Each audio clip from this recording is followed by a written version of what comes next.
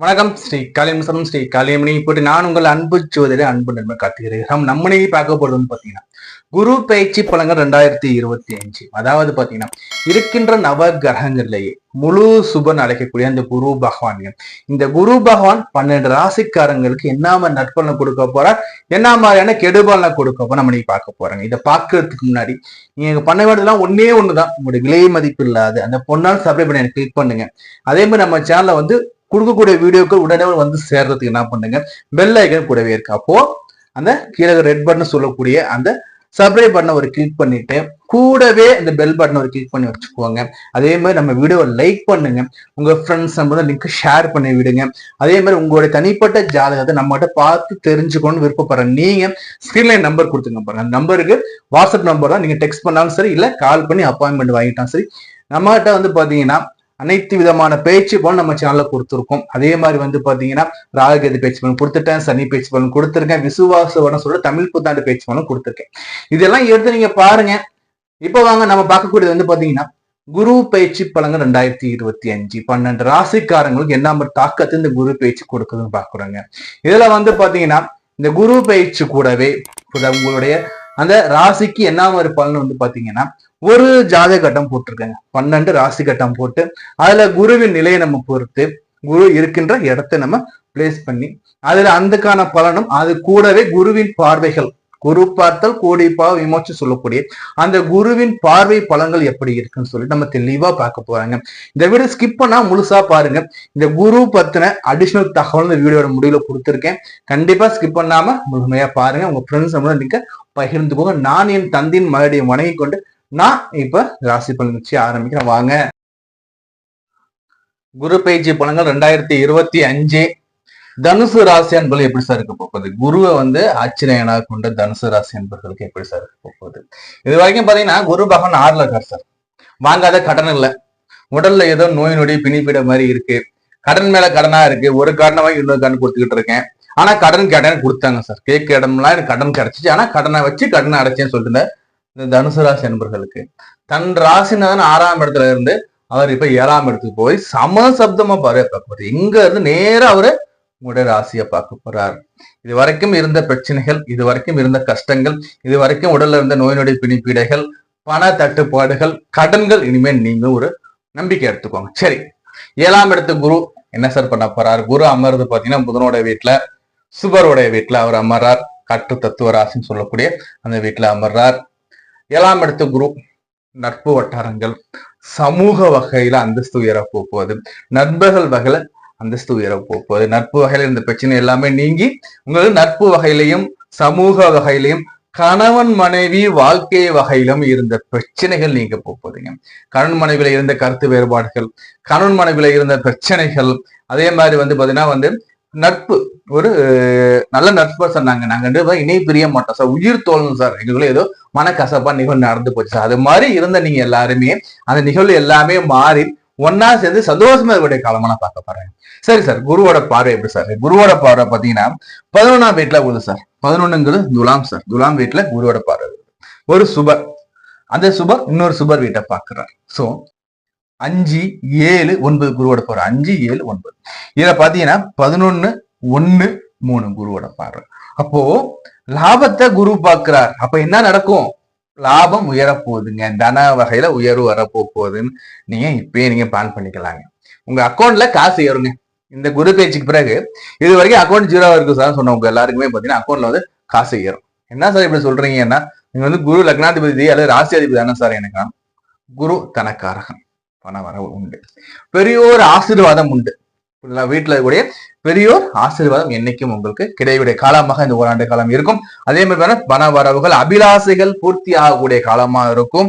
மனதுல அதே மாதிரி நீங்க நினைச்சிட்டு இருக்க அந்த எண்ணங்கள்ல சுப நிகழ்வுகள், சுப எண்ணங்கள், மகிழ்ச்சிகரமான நினைவுகள் உங்களுக்கு சேர்றதுக்கு, அந்த நினைவுகள் எப்படி சேரும்? ஒரு நிகழ்வு நடந்தாதான் சேரும். அப்போ உங்களுக்கு மகிழ்ச்சியான சம்பவங்கள் நிறைய அரங்கேறக்கூடிய காலமா இருக்கு.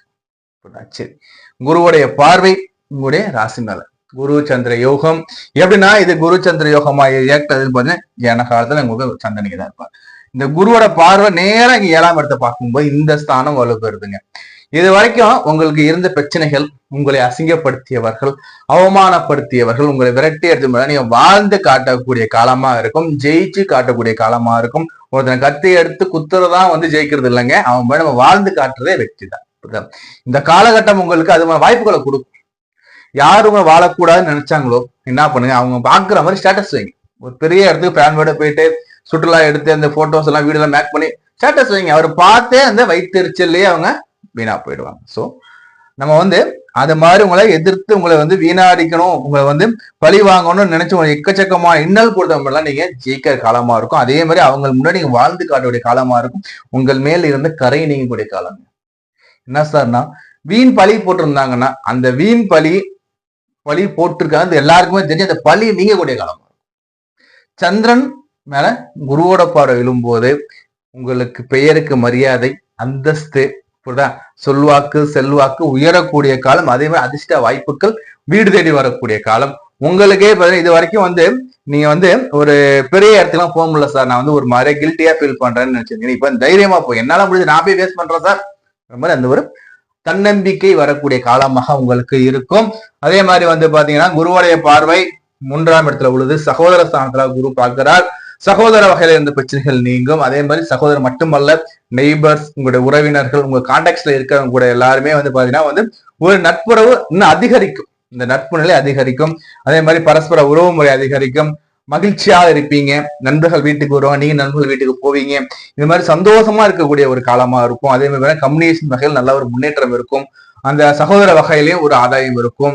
இது வரைக்கும் சகோதர வகையிலும் சரி, உங்களுடைய நட்பு வகையிலும் இருந்த கஷ்டங்கள் நீங்க நல்லா இருக்கக்கூடிய காலமா நான் பார்க்கப்படுறாங்க. அதே மாதிரி இன்னொரு பிளஸ் பாயிண்ட் சொல்றேன் பாருங்க, இந்த குரு 7ல உட்காந்து உங்க ராசியை பார்க்கும்போது பொதுவா கணவன் மனைவிக்குள்ள இருந்த பிரச்சனை நீங்க நம்ம சொன்னாலும் கணவன் மனைவிக்குள்ள எடுக்கிற முடிவுகள் ஒரே மாதிரி இருக்கும். நான் என்ன நினைச்சேன் நீங்க அதே சொல்லிட்டீங்க, நான் உங்களுக்கு இதை செய்யலாம்னு நினைச்சேன் நீங்க எனக்கு இதை செஞ்சுட்டீங்க. இந்த சர்ப்ரைஸ் சொல்றேன், இன்ப அதிர்ச்சிகள் அதிகமா நீங்க சந்திக்கக்கூடிய காலம் இன்ப அதிர்ச்சிகளா இருக்கும். கணவன் மனைவி அந்த வேவ்லென்ஸ் ஒத்து போறது அவ்வளவு பெரிய விஷயமா இருக்காது, எல்லாரும் ஒத்து போயிடாது. இந்த காலகட்டத்தை பாத்தீங்கன்னா கணவன் மனைவி அந்த வேவ்லென்ஸ் ஒத்துப்போம். மனைவி என்ன நினைக்கிறாலும் கணவர் சொல்லுவார், கணவர் என்ன நினைக்கிறாலும் மனைவி சொல்லுவாங்க. அந்த அந்நூன்யம் அதிக காலமா இருக்கு இந்த காலகட்டத்தை. இந்த காலகட்டத்தை நம்ம ஓவரால எடுத்து பார்க்கும்போது இந்த குரு பயிற்சி தனுசு ராசியை பொறுத்த வரைக்கும் பாத்தீங்கன்னா லாபம் கொடுக்கக்கூடிய ராசியா தாங்க இருக்கு. லாபத்துல வரக்கூடிய ராசியா தான் பார்க்கப்படுறேன். ஏன்னா குரு 7ல உட்கார்றார். கடந்த ஆண்டுப்பட்ட கஷ்டத்துக்கெல்லாம் ஒரு விமோச்சனமா இந்த ஆண்டுகாலம் இருக்கு.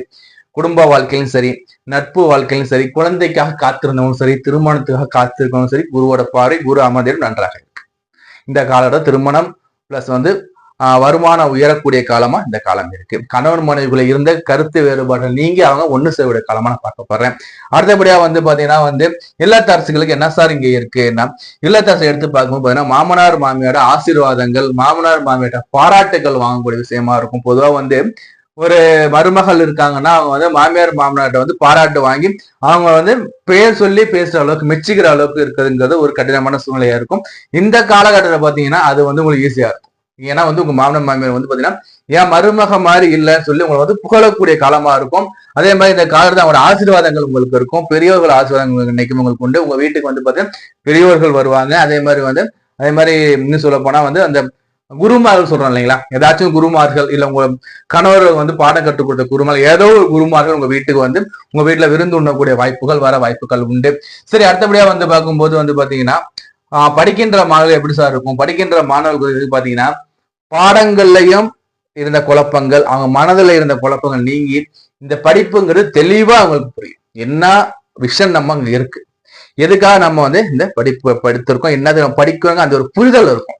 ஒரு சப்ஜெக்ட் எடுத்து படிக்கிறாங்கன்னா அந்த சப்ஜெக்ட்ல புரிதல் அதனால மேலோங்க இருக்கும்.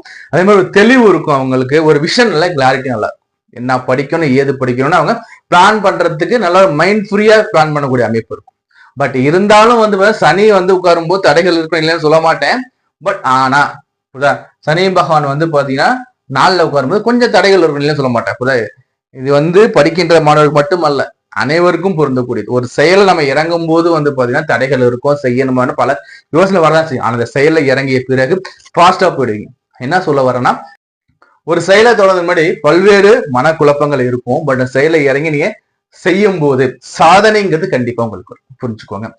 அதே மாதிரி பாத்தீங்கன்னா சீனியர் சிட்டிசன் எப்படி சார் இருக்கும்? சீனியர் சிட்டிசனை பொறுத்த வரைக்கும் பாத்தீங்கன்னா இந்த காலகட்டத்துல சனி பகவான் 4ல இருப்பார். சனி 4ல இருக்கும்போது தடைகள் இருக்கும், ஸோ அதனால சற்று கவனமாக இன்வெஸ்ட்மெண்ட் பண்ணிக்கோங்க. அதே மாதிரி வந்து பாத்தீங்கன்னா வந்து இன்வெஸ்ட்மெண்ட் பண்ணும்போதும் சரி, நீங்க வந்து அலுவலகங்கள்ல பணியாற்றும் போதும் சரி, பழைய பேச்சுகள் என்றோ நடந்த ஒரு செய்தியை எடுத்து நம்ம பேசுறது அந்த மாதிரி அமைப்புகள் வேண்டாம். அது மாதிரி பேசும்போது சண்டை சற்று வர வாய்ப்புகள் உண்டு. ஸோ இன்வெஸ்ட்மெண்ட்லயும் சரி, ஸோ சற்று கவனமா பண்ணிக்கோங்க. ஏன் நான் சொல்றேன்னா சனி நல்ல அப்போ தடை முற்றுக்கள் இருக்கும்.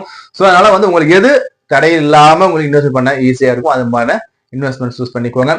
பிளான் பண்ணிக்கோங்க. புரியுதுங்களா? சரி, வழிபாடு சார் என்ன சார் வழிபாடு நான் பண்ணலாம்னா நம்ம சொல்லக்கூடிய வந்து ஸ்ரீரங்க வழிபாடு வச்சுக்கோ. ஸ்ரீரங்கநாதருக்கு ஒரு முறை போயிட்டு உங்க பேராசி நட்சத்திரம் சொல்லி வழிபாடு பண்ணிட்டு வந்துருங்க. அதே மாதிரி இன்னும் நம்ம என்ன சொல்றோம்னு பாத்தீங்கன்னா குரு பகவான் ஏர்ல உட்காந்துருக்கும் போது ஆலங்குடி குரு பகவான் வந்து குரு பயிற்சி காலகட்டத்தை போயிட்டு வழிபாடு பண்ணிட்டு வந்துருங்க. அதே மாதிரி வந்து நம்ம அடுத்து சொல்லக்கூடிய ஒண்ணு இருக்கு. என்னன்னு பாத்தீங்கன்னா வந்து மதுரை மீனாட்சியை போயிட்டு ஒரு முறை வழிபாடு பண்ணுங்க. இந்த 3 ஆலயத்தையும் முடிஞ்ச அளவு குரு பயிற்சி அன்றோ அல்லது குரு பயிற்சியாகி ஒரு வார காலகட்டங்களில் நீங்க போயிட்டு வழிபாடு பண்ணிட்டு வந்துருங்க. உங்களோட தனிப்பட்ட ஜாதகத்தை நம்மகிட்ட பார்க்கணும்னு விருப்பப்பட்டீங்கன்னா ஸ்கிரீன் நம்பர் இருக்கு, டெக்ஸ்ட் பண்ணுங்க. நம்ம இது வரைக்கும் பார்த்து வந்து பாத்தீங்கன்னா குரு பகவானுடைய பேச்சு பலனுங்க 12 ராசிக்காரங்களுக்கு இந்த குருவோட பேச்சு எப்படி இருக்கும் பார்த்தோம் இல்லைங்களா? இதுல வந்து பாத்தீங்கன்னா இந்த பலன் எப்படி உங்களுக்கு மேட்ச் ஆகும்னு பாத்தீங்கன்னா, நீங்க பிறக்கும் போது உங்க சுய ஜாதகத்துல குருவோடைய நிலை என்ன, குரு உச்சமா நீச்சமா பகையா இல்ல 6, 8, 12 மறைஞ்சிருக்காரு. இது ஒரு கான்செப்ட். அடுத்து வந்து பாத்தீங்கன்னா தசா புத்திகள், நடப்பு தசா புத்தி குருவுக்கு பகையா யோகமா நட்பு, அது ஒரு கான்செப்ட். ஸோ இந்த ரெண்டையும் மேட்ச் பண்ணி தான் உங்களுக்கு வந்து பாத்தீங்கன்னா இந்த பலன்கள் மேட்ச் ஆகுங்க. ஒரு கூடுதல் தகவல் பாருங்களேன். இப்ப வந்து பாத்தீங்கன்னா இந்த குரு பயிற்சிங்கிறது வந்து பாத்தீங்கன்னா காலபுருஷனுக்கு ரிஷப வீட்டுல இருந்து மிதுன வீட்டுக்கு போகுது. அதாவது 2ஆம் இடத்துல இருந்து 3ஆம் இடத்துக்கு போகுது. அப்போ 3ஆம் இடம் என்னங்க? 3ஆம் இடம் இளைய சகோதரம், தகவல் தொடர்பு.